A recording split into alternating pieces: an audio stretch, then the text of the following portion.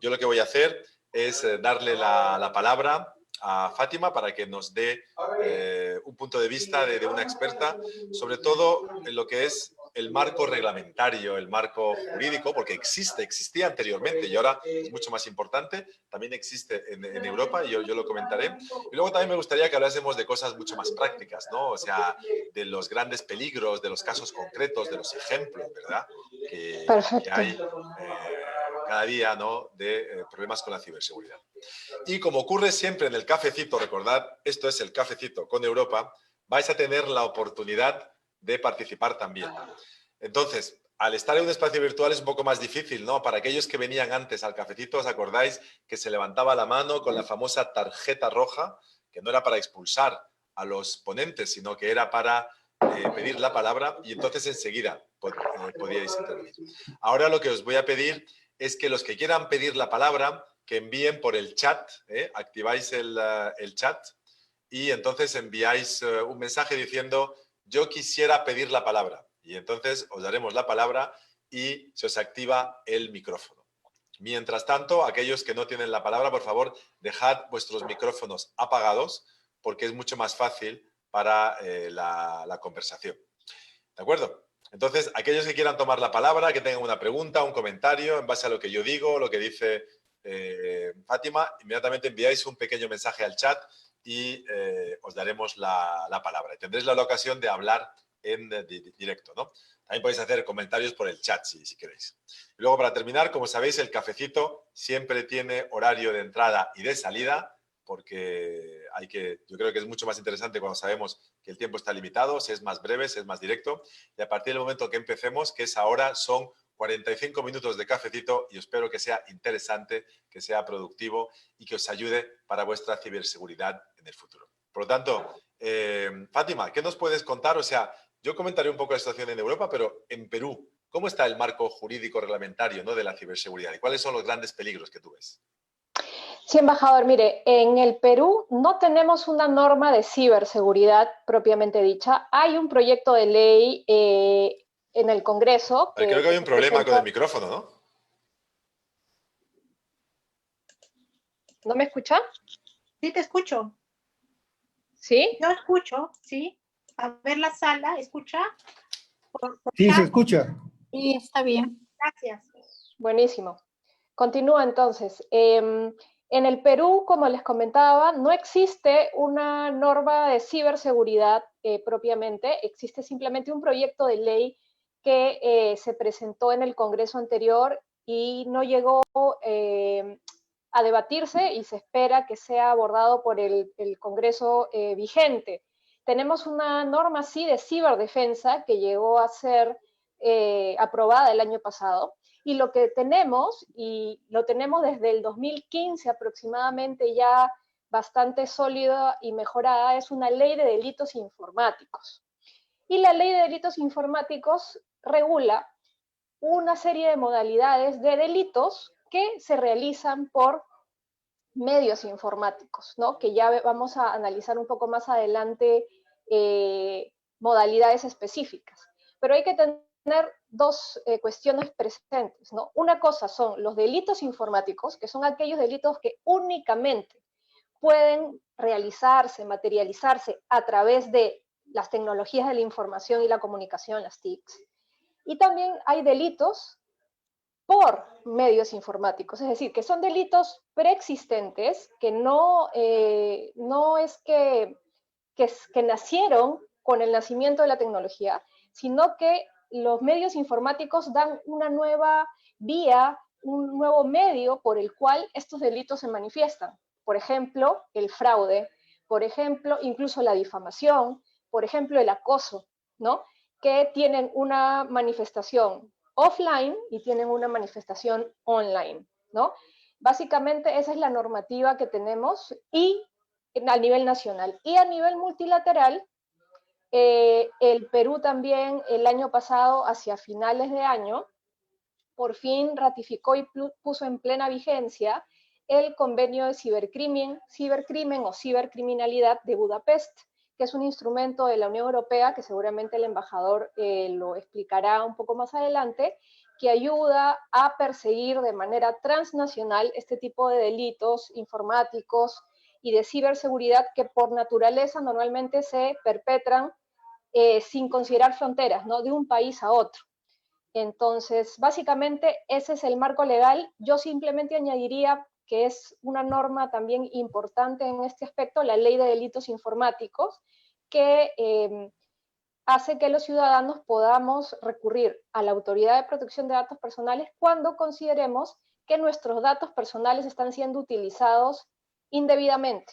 Y una forma en la que estos datos se utilizan indebidamente es cuando son captados sin nuestra autorización y para fines distintos para los cuales nosotros dimos nuestro consentimiento de ser el caso, ¿no? Básicamente ese es el marco normativo en el cual nos vamos a mover en esta discusión y atendiendo también a sus consultas, ¿no?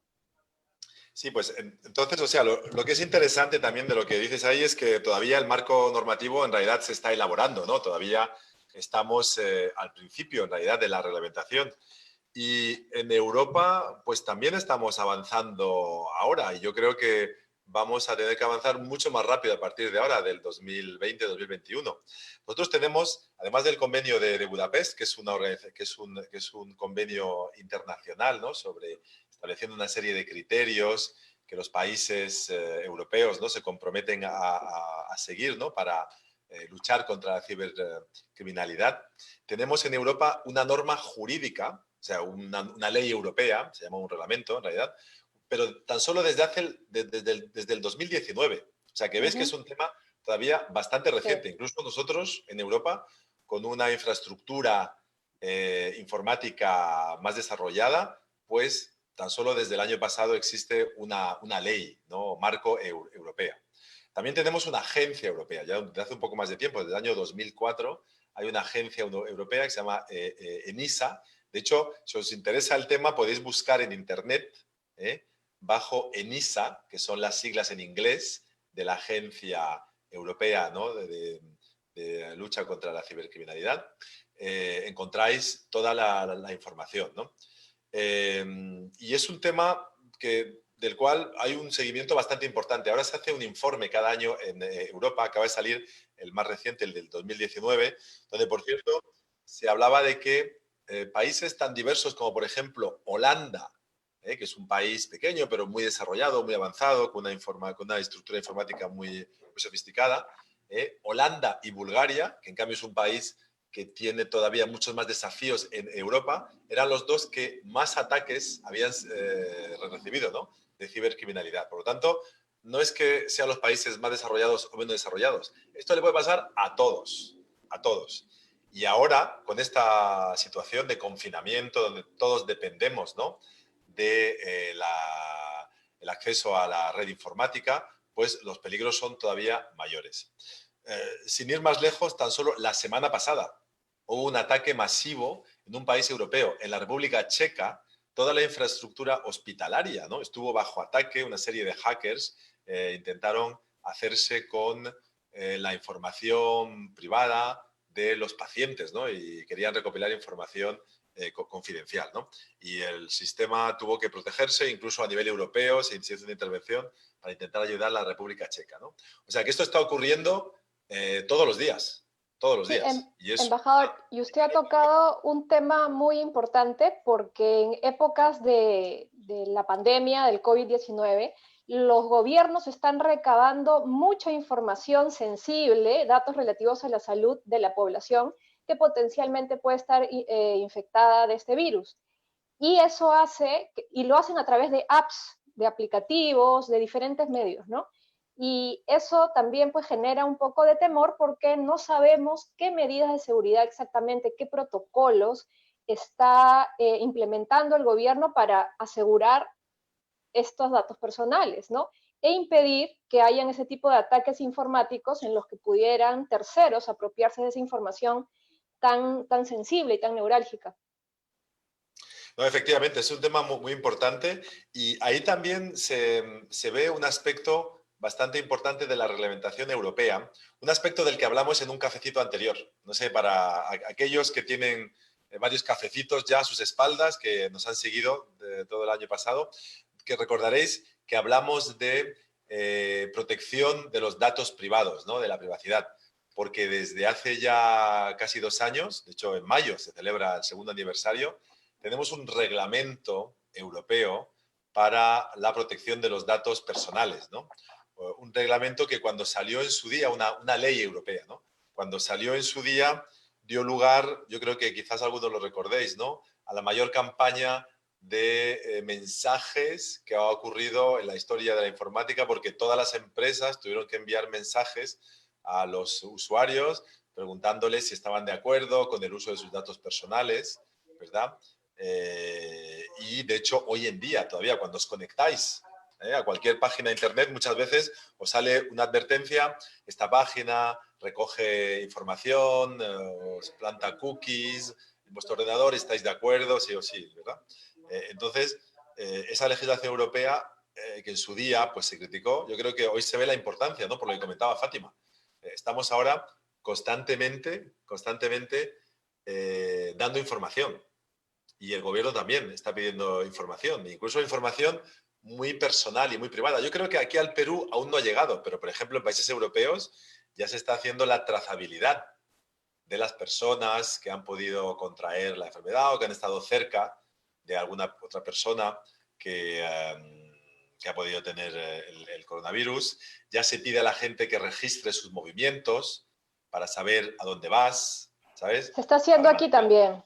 Se ha pedido, sí, sí. se está pidiendo a las operadoras de telefonía celular que entreguen información sobre incluso datos relacionados a las comunicaciones, geolocalización de las personas que pudieran estar positivos a COVID-19 o sospechosos, ¿no? Entonces, ya estamos entrando a esa dinámica en la que por un bien, digamos, mayor como es la salud pública, se está menoscabando otro tipo de derechos, como el de la protección de los datos personales, ¿no? Y el tema es, claro, que desde el punto de vista legal haya corrección en el sentido de pedirte tu autorización si es necesario, y de otro lado el tema técnico, en el sentido de que se informe qué medidas de seguridad técnicas se imponen a esas bases de datos, de modo que como ciudadanos tengamos más seguridad al momento de entregar esta información.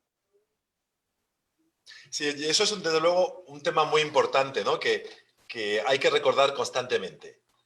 Si estamos en confinamiento y en cuarentena, aquí en Perú, en España, en Italia, en todas partes, los derechos fundamentales de los ciudadanos no están en cuarentena. Las libertades no están en cuarentena. Se pueden limitar a las libertades de tránsito ahora, ¿no? Por el tema del contagio, para evitarlo, pero la gente tiene que ser consciente de que tiene todos sus derechos. Por lo tanto, hay que seguir protegiendo, por supuesto, sus datos personales, su privacidad, y cuando se recogen hay que saber para qué se recogen. Y encima, cuando lo recoge un gobierno, ya sea europeo o yo creo que el peruano o cualquier otro, esos gobiernos tienen la obligación de asegurarse de que se hace de manera segura para evitar precisamente los ataques cibernéticos, que son cada vez más frecuentes, ¿no? Eso es un poco lo que estamos viendo y se está viendo a diario, ¿no? Como hemos visto hace unos días, como decía yo, ¿no? El ataque a los hospitales. O sea, aquí no se trata de que hay un ataque contra el sector bancario para intentar robarle el dinero a la gente. Se trata de que se intenta robar los datos médicos de las personas y además en el caso de la República Checa se quería hacer de manera masiva. Así es. Pero sí, adelante, Fátima, sí.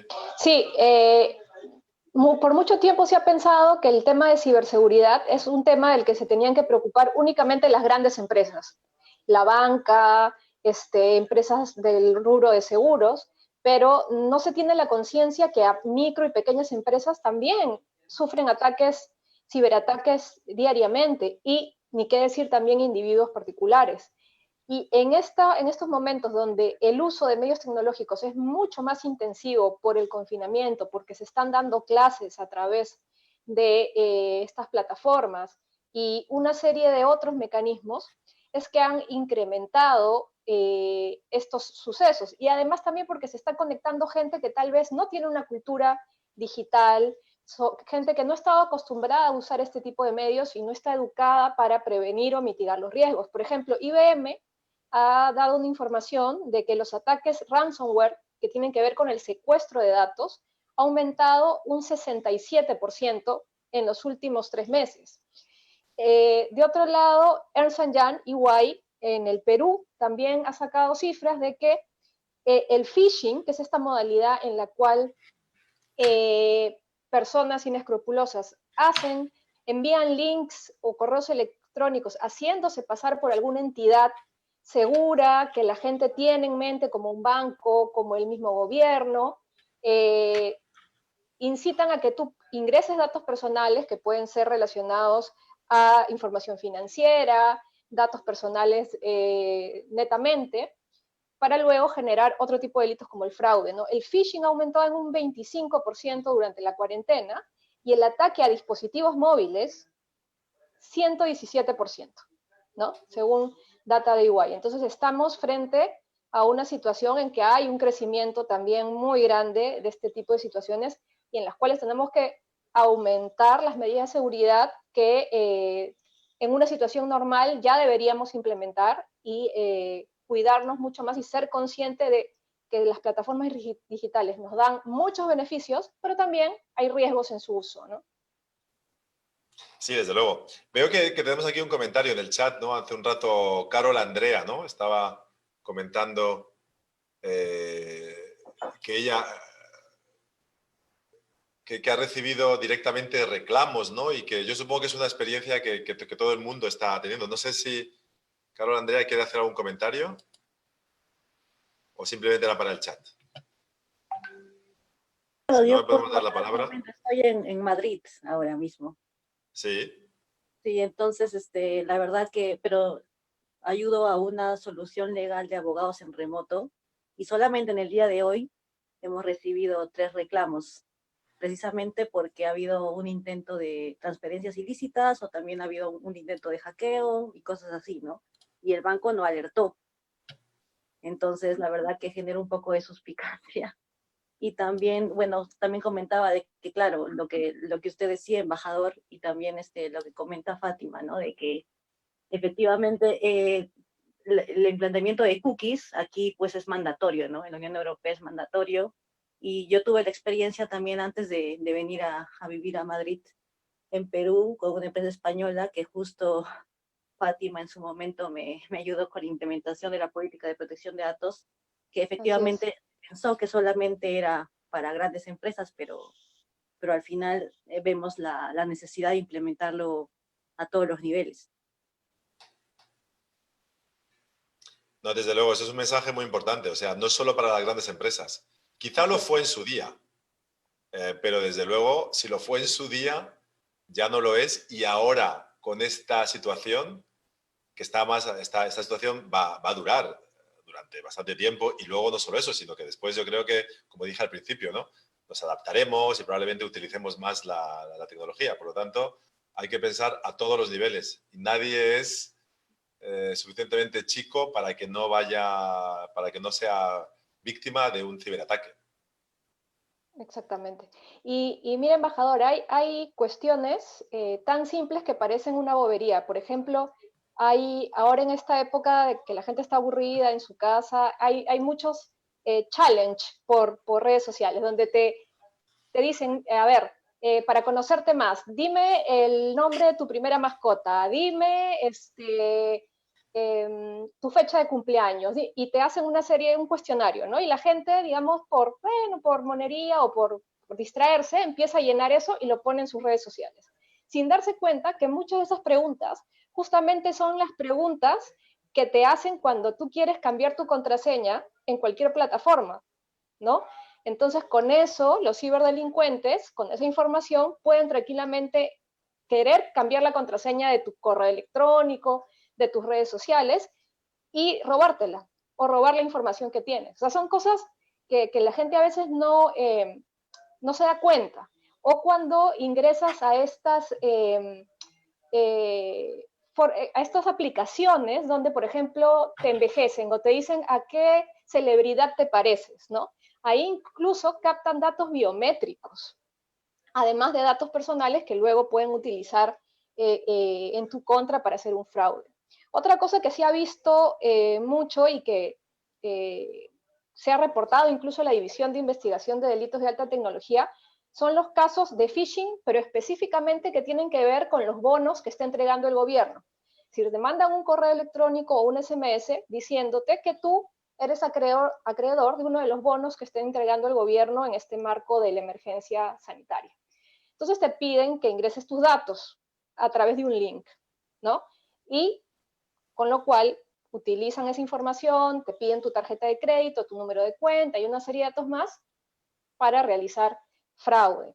También incluso ahora están haciéndolo con supuesas cuentas de Netflix que te van a dar gratuitamente, donde una vez más te piden una serie de información y la gente, digamos, de alguna manera ingenua, llena estos formularios y termina siendo perjudicada. Otra modalidad tiene que ver con la usurpación de identidad. Ahora en confinamiento la gente está tratando de hacer compras por delivery, por ejemplo. Le falta algún implemento para hacer ejercicio en su casa y contacta con alguien que le va a vender este implemento. Y esta persona muchas veces te pide, además de que le deposites el dinero, que le mandes escaneado tu DNI por ambos lados. Con solo ese hecho de mandar escaneado tu DNI por ambos lados, estás poniéndote en una situación de vulnerabilidad increíble, porque con eso pueden suplantar tu identidad para estafar a personas posteriormente, y también con ese DNI pueden, haciendo ingeniería social y demás cruces con bases de datos que ya están en internet, pueden ingresar también a tus cuentas de correo electrónico, redes sociales, incluso de bancos, ¿no? Entonces, ese es un tema también que está ocurriendo mucho. Y algo que nunca debemos de dejar pasar, mientras más intensivo es el uso de estas plataformas, incluso para dar clases y demás, también incrementan los casos de ciberacoso. Como te pueden contactar, por ejemplo, en tu aula virtual de la universidad, te pueden tener como contacto, entonces posteriormente puedes recibir mensajes de acoso sexual, que eso está penado también en nuestro Código Penal, el ciberacoso ya desde año y medio, y he recibido muchos reportes de casos de incremento de ciberacoso desde que inició el confinamiento. No, eso es un tema muy grave, además, porque está ocurriendo. En realidad ocurría antes, hay que recordar, de hecho hay casos que se vieron, ¿sabes?, políticos enviándole WhatsApp a periodistas, o hemos visto casos aquí en el Perú también, seguro que vosotros recordáis, ¿no?, de algunos casos muy sonados, pero en realidad esos problemas que existían antes ahora se pueden incluso incrementar, ¿no?, con el confinamiento y con el hecho de que la gente en realidad, como nos pasa a muchos, ¿no?, o sea, es a través de este tipo de plataformas y a través de otro tipo de contactos, incluso más uso de WhatsApp, es como mantienes los contactos sociales, ya que no podemos vernos, ya no podemos tener la cercanía física, ¿no? Entonces eso hace que haya un solo canal para la comunicación y que todo el mundo sea más vulnerable todavía al ciberacoso. Hay que ser consciente, de la misma manera que se dice sobre todo a las mujeres, pero también puede ocurrir a los hombres, pero es mayoritariamente, de manera desproporcionada, ¿no?, un problema femenino, que hay que denunciarlo, y que también, dentro de todo lo negativo, lo bueno es que es más fácil registrar el acoso. Cuando alguien te persigue por la calle, o cuando te está mirando de manera extraña, o cuando aparece en sitios donde tú también estás, es más complicado, pero cuando te está enviando mensajes, pues tienes que intentar grabar todo eso y protegerte. O sea, las mujeres tienen que ser capaces de protegerse y de buscar apoyos, y desde luego existen, ¿no? Y hay legislación en Europa y aquí en el Perú también. No sé si tenemos ejemplos, tenemos también uno de nuestros participantes, es un especialista en temas de legislación y de medidas para luchar contra los ciberataques y el ciberacoso. Está ahí Alain Barra, un compañero francés. No sé si nos puedes dar algunas indicaciones, Alain. Sí, buenas tardes. Sí, soy Alain Parra, soy comandante de la policía francesa. y trabajo actualmente en el proyecto de la Unión Europea, el proyecto Unión Europea FIAP, de apoyo a la lucha contra el narcotráfico y el crimen organizado en Perú. Es un proyecto de 4 o 5 años, ¿no? Hasta el momento, y nosotros estamos apoyando las instituciones peruanas que trabajan en esa lucha. Por mi parte, efectivamente, me encargo de la parte de coordinación institucional en el tema de investigación. ¿Okay? En el tema de investigación particularmente, bueno, trabajamos, por supuesto, con la Policía Nacional de Perú, las fiscalías y las procuradurías, ¿no? Y también el Poder Judicial en general. Y entonces, en el marco de esta actividad, el año pasado hicimos 2 cursos para funcionarios peruanos de ambas instituciones, justamente sobre el tema de la cibercriminalidad con expertos europeos. Y todas esas actividades las cuadramos por intermedio de DGCO, de la Dirección General de Crimen Organizado del Ministerio de Interior, ¿no? Son ellos que transmiten las invitaciones a las diferentes direcciones y instituciones para designar los participantes, ¿no? Entonces, ahí tuvimos dos expertos europeos, 2 españoles, un español y un francés, que hicieron un curso sobre cómo luchar contra la cibercriminalidad. Este año teníamos también 2 actividades previstas, una sobre, por supuesto, delitos informáticos, justamente. Ahí está la diferencia. Vale, pero Alá, ¿algún ejemplo concreto? Cosas concretas que sean relevantes para todos nuestros amigos. Sí, bueno, cosa concreta. Estamos preparando con un experto español un manual sobre buenas prácticas o... de investigación sobre la cibercriminalidad. Yo tengo aquí el contenido de este manual, pero contiene, por supuesto, todo lo que es lo voy mirando a la vez, contiene todo lo que son el phishing, los fraudes electrónicos, la investigación sobre la pornografía infantil y protección al menor, protección de datos por Internet, también investigación de fraude en comercio electrónico con casos prácticos. Todo eso para volver a algo concreto, ¿no? Algo concreto es lo que estaba diciendo Fátima, que hay que cuidarse mucho porque en este momento los estafadores, ¿no? Usan mucho las redes internet para sacar información, para poder ingresar en tu correo, a partir de ahí van a poder hasta abrir ahora con bancos en línea, poder abrir una cuenta, etcétera, y después las fraudes a las empresas. Uno son las extorsiones que pueden ser a las empresas o a particulares, tipo de extorsión a particular. Vos van a enviar un email porque van a entrar en el correo de ustedes y enviando por tu propio correo para enseñarte que ya ellos ingresaron en tu correo, te van a enviar un correo diciendo que ellos te están vigilando por la cámara de tu computador, que tú ingresaste en sitios, no sé, como pornográficos, cosas así, que ellos tienen toda la copia, todo eso, y te van a pedir, no sé, 3.000 euros, 10.000 euros para borrarte de la estafa. Y algunas personas, porque si la gente a veces ha ingresado en sitios así, lo van a creer, porque son capaces, ya han entrado en tu correo, entonces van a creer. Después, las facturas falsas a empresa. Ellos ingresan en el correo uno de los correos de una empresa y a partir de ahí van a ver cuáles son, con qué empresa es la empresa X, con quién trabaja, a quién factura, a la empresa Y, se van a hacer pasar por la empresa Sí.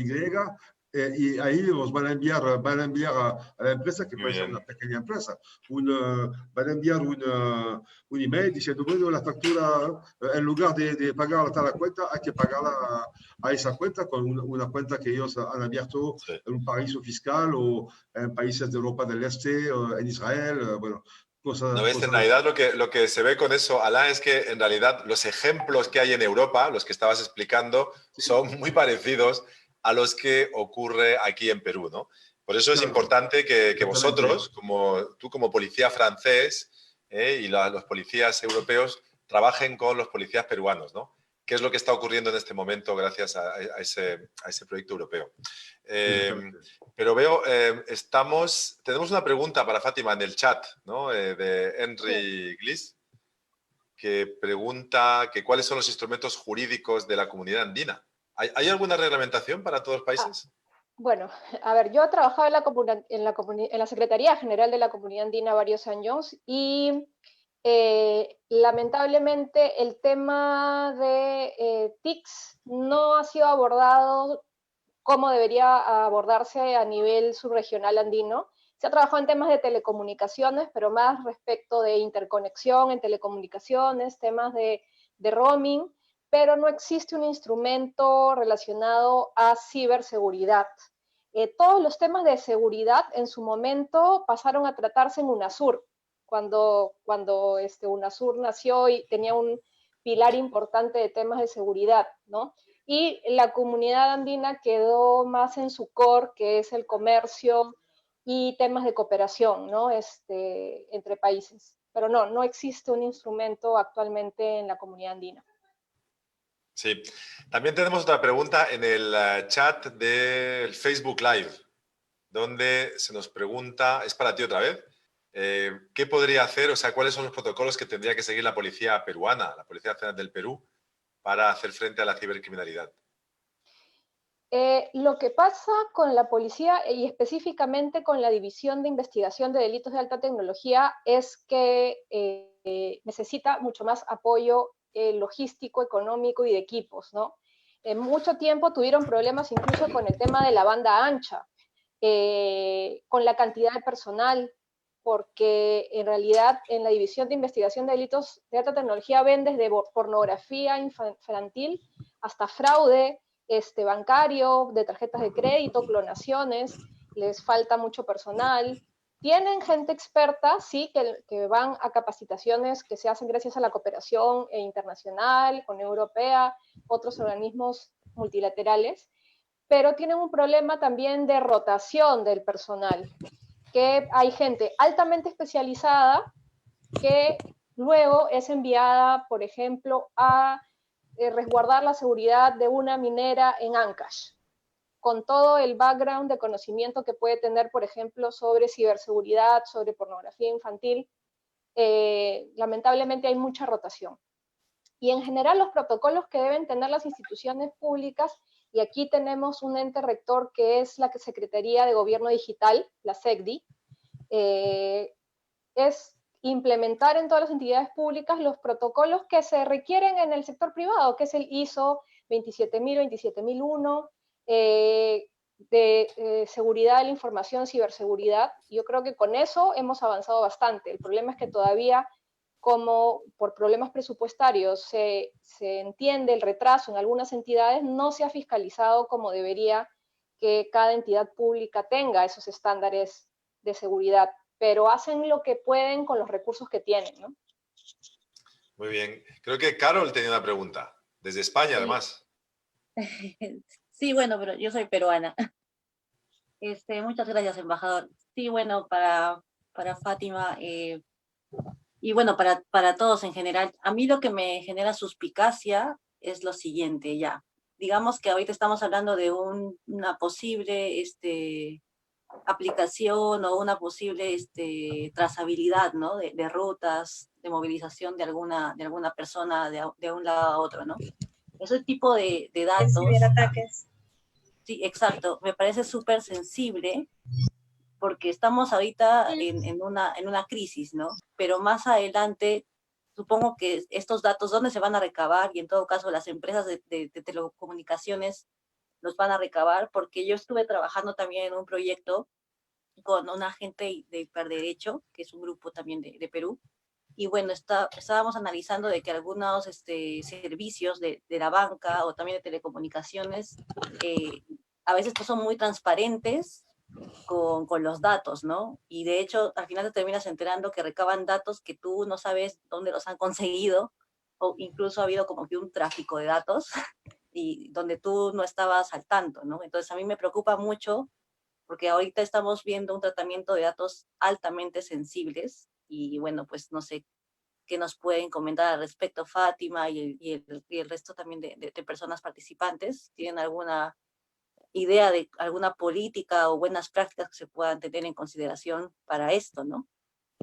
Gracias. Por mi parte, yo creo que justamente por eso es que muchos exigimos que exista un protocolo, ¿no? Que sea transparente, que sea público, de qué tratamiento y qué medidas de seguridad se va a imponer a esta información. Y algo central y básico en cualquier protocolo de este tipo es que te digan, una vez terminada la emergencia sanitaria, ¿vas a eliminar esa información? Deberían, ¿no? Porque por un criterio de proporcionalidad, tú deberías únicamente recabar y almacenar los datos en la medida que lo requieres para esta situación especial. Pero no se ha publicado todavía este protocolo, lo estamos exigiendo muchos por redes sociales y por distintos medios. La Autoridad de Protección de Datos Personales sí ya salió a decir que va a fiscalizar todo este proceso, pero en la medida que no se publique el protocolo y sea transparente, obviamente nos queda la suspicacia, ¿no? Concuerdo contigo. Sí, yo también quiero hacer un comentario, aunque hay otra pregunta, veo ahí de Víctor, ¿no? Pero lo que decía, la pregunta de Carol y el comentario de Fátima me parece desde luego totalmente pertinente, ¿no? Y nosotros en Europa estamos también preocupados como bloque, o sea, como Unión Europea, sobre qué va a pasar con toda esa información, todos esos datos, ¿no?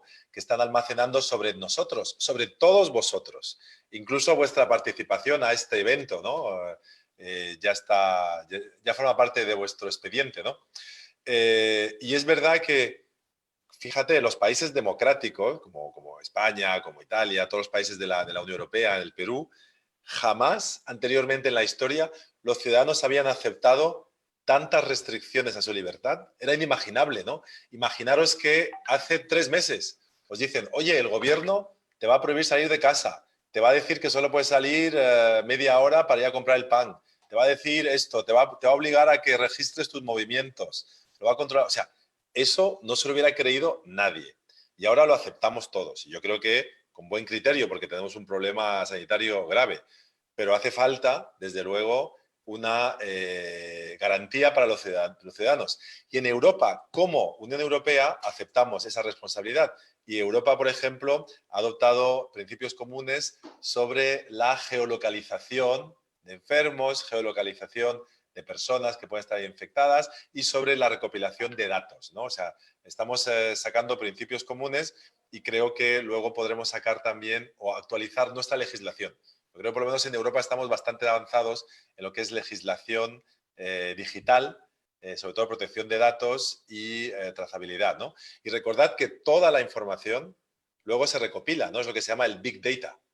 Porque en realidad la información suelta, pues hasta cierto punto, pero imagínate que llega en manos de algún cibercriminal, ¿no? Y que, como decía Alain Baga, ¿no? Tiene la posibilidad de jugar con vuestra información y entrar en vuestras cuentas y extorsionaros y pediros dinero a través del ransomware con la cantidad de información que se está almacenando. Por lo tanto, creo que es algo que no hay que olvidar y hace falta que los gobiernos sean conscientes de ellos. Veo una pregunta de Víctor, muy específica, ¿no? Que dice que qué acciones podemos tomar los padres con las plataformas de juego para niños como Roblox, Minecraft y otras apps. No sé si Fátima, ¿tienes algún comentario sobre eso? Sí, por supuesto, por supuesto. Yo he trabajado mucho tiempo en temas de violencia hacia niñas, niños y adolescentes a través de medios digitales. Es muy importante que parte de la formación educativa y desde la más corta edad de los niños se les oriente sobre los riesgos del uso de la tecnología y sobre las medidas de seguridad que tienen que tener en cada interacción que hacen a través de estas plataformas, en el resguardo de sus datos personales, en agregar únicamente para tener como contacto, como amigo, como compañero de juego a personas que conozcan en la vida real, en comentar con sus padres cualquier situación que les pueda resultar incómoda en esta interacción, en no dar datos personales de su familia, de su entorno cercano a extraños con los que pueden tener contacto a través de estas plataformas de juego colaborativo, redes sociales y demás, en tratar de no enviar fotografías u otras informaciones. Es muy importante que los padres hagan un monitoreo y tengan una especie de acuerdo familiar sobre horas de uso de estas plataformas, sobre que los padres puedan compartir con los niños, sobre todo los menores, las contraseñas de sus cuentas para poder hacer un monitoreo de los contactos que puedan tener. Y lo más importante es la comunicación, que los niños sepan que existen riesgos en su interacción en las redes sociales y que ante la mínima situación incómoda para ellos puedan avisarle a sus padres o a un adulto de su confianza para que se puedan tomar las medidas del caso, porque eso es un delito que está previsto en la ley de delitos informáticos, que es las proposiciones sexuales a menores de edad, que se dan mucho a través de juegos colaborativos, ¿no? Y otro tipo de juegos online donde existe la posibilidad de interacción de los niños con otras personas que se hacen pasar por menores de edad para tomar contacto con ellos. Muy bien. Veo que hay muchas preguntas. Hay muchas más preguntas del Facebook Live que aquí de la sala, ¿eh? La próxima vez vamos a decirle a la gente del Facebook Live que se apunte, porque veo que hay mucho interés. Hay preguntas muy interesantes. Yo he visto rápidamente, hay muchas, tampoco contestaremos también por escrito, pero alguien preguntaba que si se pueden crear ciberpolicías, ¿no? Y bueno, lo que comentaba nuestro experto, Alain, desde luego, vamos hacia eso. Y creo Sí. que aquí en el Perú y en Europa pronto saldrán ciberpolicías, ¿verdad, Fátima? Y lo que sí se hace ya, obviamente con la limitación de personal, es ciberpatrullaje. O sea, hay personas de la División de Investigación de Delitos de Alta Tecnología que entran a redes sociales, a distintas plataformas, a monitorear. Por ejemplo, hace unos días han detenido a un par de personas que a través de redes sociales estaban incitando a saqueos en supermercados. Y eso lo han detectado por este patrullaje que hacen en redes sociales, ¿no? Incorporándose en grupos, en foros. Eso sí se viene haciendo. ¿Debería hacerse más? Efectivamente, sí. No, desde luego es importante el ciberpatrullaje para poder detectar los casos de cibercriminalidad, ¿no? Porque muchas veces se organizan. Recordad una cosa muy importante, detrás de la cibercriminalidad hay siempre seres humanos. Pueden utilizar algoritmos muy avanzados, sofisticados. En muchos casos ni siquiera son muy avanzados ni sofisticados porque abusan de la confianza de las personas. Pero incluso cuando los que tienen algoritmos muy sofisticados y avanzados, también tienen seres humanos detrás. Por lo tanto, hay que seguir patrullando, hay que seguir buscando y esa gente siempre comunica entre ellos de alguna manera. Por lo tanto, es importante que la policía esté ahí, ¿no? Alain nos comentaba eso. Pero veo también que hay una pregunta otra vez sobre la policía, ¿no? De Manuel Domínguez. No sé si él quiere comentarlo o yo, no sé, ¿está en la sala? Hola. Sí, adelante. Hola. Hola, ¿se Sí, me escucha? adelante.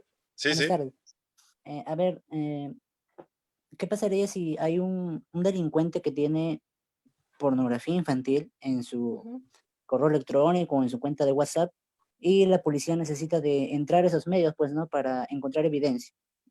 Ahí se estaría cometiendo alguna falta contra la protección de la información personal. Emanuel, sí, mira, en ese caso, la ley de protección de datos personales tiene excepciones, ¿no? Como casi toda norma. Y una de las excepciones es la labor que pueda hacer la policía en la prevención e investigación del delito. En el caso de pornografía infantil, incluso al ser un delito pero tan grave y atroz, los policías, pues ante una denuncia de una situación de este tipo, pueden hacer una intervención y revisar tanto el teléfono celular como la computadora del potencial pedófilo en busca de este tipo de archivos, información. Recuerden que la pornografía infantil está penada en nuestro Código Penal y basta la sola posesión de imágenes o videos de pornografía infantil para que se configure el delito. O sea, ahí no importa de si me lo pasaron por WhatsApp, yo no sabía, no. La sola posesión de este material ya configura el delito de pornografía infantil. Gracias. Muy bien. A ver, hay una pregunta que nos llega también, además muy pertinente, una vez más por el Facebook Live, sobre Zoom. Sí. Donde nos pregunta si Zoom, y creo que es un tema que preocupa bastante a muchas personas, si Zoom recoge de manera ilegal información. Y bueno, yo creo que también se plantea si Zoom es una plataforma que permite más fácilmente la cibercriminalidad, ¿no? No sé si tienes algún comentario sobre Zoom. Sí, Zoom definitivamente es una plataforma, primero, muy versátil, por eso es que la están utilizando en esta cuarentena muchas empresas e instituciones, porque es muy versátil para hacer este tipo de foros, webinars, pero sí, como cualquier plataforma, tiene sus bemoles, ¿no? Capta información, efectivamente, cuando uno ingresa a la plataforma o se genera un usuario o incluso entras utilizando tu Facebook, captan información. El tema es que la gente normalmente no lee la política de privacidad de las plataformas o las apps que descarga. Ahora, la siguiente pregunta es, ¿comparte información? Lo que han dicho en Zoom es que no comparten, pero lamentablemente desde Cambridge Analytics ya no le creemos mucho a las empresas cuando nos dicen que no comparten. Lo que ha estado habiendo con cierta frecuencia es este fenómeno del Zoom bombing, ¿no? Que es cuando tú estás en medio de una reunión virtual en Zoom e irrumpe una o más personas tomando la reunión, ponen imágenes que pueden ser pornográficas o imágenes de cualquier tipo, y meten sonido, música, empiezan a hablar sobre la reunión, al punto que los que originalmente la organizaron tienen que salir, ¿no? Es un fenómeno que se está dando muchas veces, pero se puede evitar con las debidas medidas de seguridad, como lo hemos hecho para el evento de hoy, poniendo claras las medidas de seguridad, cerrando la reunión, cerrando los micrófonos en cierto punto, no generando links públicos, sino solamente a personas que se inscriben debidamente, pero lo más peligroso, más que este Zoom bombing activo, que es cuando entran e irrumpen y te das cuenta, es el Zoom bombing pasivo, ¿no? Que es cuando de repente tienes una reunión de 20 personas y no te das cuenta y hay alguien más que está ahí calladito, pero está escuchando toda la información y potencialmente pueden obtener secretos industriales, secretos comerciales y luego pues hacer mal uso de ellos. Finalmente sobre Zoom también se ha detectado que contraseñas de Zoom están a disposición en la Deep Web y lo que tiene que hacer y está haciendo Zoom es tratar de hacer upgrades con mejoras en las medidas de seguridad, ¿no? Sí, muy bien. Bueno, por lo menos, mira, es una buena manera de concluir porque además no hemos tenido Zoom bombing, ¿verdad? En estos 45 minutos, porque llegamos ya al final. Como sabéis, el cafecito no cambia sus reglas. Cuando se llega a los 45 minutos de debate y de discusión, tenemos que concluir. No sé si, Fátima, ¿quieres dar unas cuantas palabras rápidamente de conclusión? Y yo también concluiré y agradecemos luego a... Sí, simplemente instar a todos a leer siempre las políticas de privacidad, los términos y condiciones de cada una de las herramientas digitales que utilice, no desperdigar datos personales sin tener una conciencia de que tus datos personales pueden ser potencialmente utilizados en tu contra, ser muy riguroso con la información que se da y que se publica en redes sociales, y siempre verificar la información. Si te llegó un link que parece ser de una entidad pública, pues una llamada de la entidad pública para verificar antes de incorporar tus datos, ¿no? Estamos en momentos difíciles y es momento de también tomar medidas que mitiguen cualquier impacto negativo adicional al que ya estamos viviendo. Muy bien, pues francamente, vamos, es la mejor conclusión posible porque esa es la realidad. Empezamos con el aspecto reglamentario, jurídico.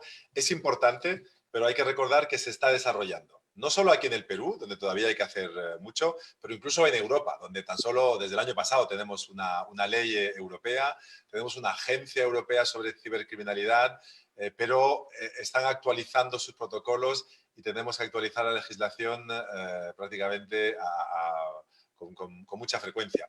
Existen riesgos constantes, van a seguir esos riesgos. Los virus no son solo para los seres humanos, también hay virus informáticos que nosotros, y lo que tenemos que hacer muchas veces son medidas simplemente de sentido común, como lo que explicaba Fátima. Y esas medidas valen tanto en España, en Italia, en Francia, como en el Perú. Ahí sí que estamos juntos, esto es una comunidad, y yo creo que la pandemia que nos afecta a todos también nos ha permitido visualizar pues, los temas que tenemos en común, como este de la cibercriminalidad. Y tenemos que hacer lo mismo para evitarlo, ¿no? O sea, medidas para mitigar los peligros, ¿no? Como hemos hecho con esta reunión. Y ha funcionado en este caso, no hemos tenido ningún problema. Ha sido un espacio abierto, hemos sido más de 60 personas al principio de la reunión. Hemos tenido también amigos que nos han seguido por el Facebook Live y espero que haya sido útil, que os haya interesado y que os anime también para el futuro seguir acompañándonos en los próximos cafecitos con Europa. Por lo tanto, todo el mundo en casa, a seguir bien y espero veros pronto en un próximo cafecito con Europa. Muchas gracias, hasta pronto. Gracias.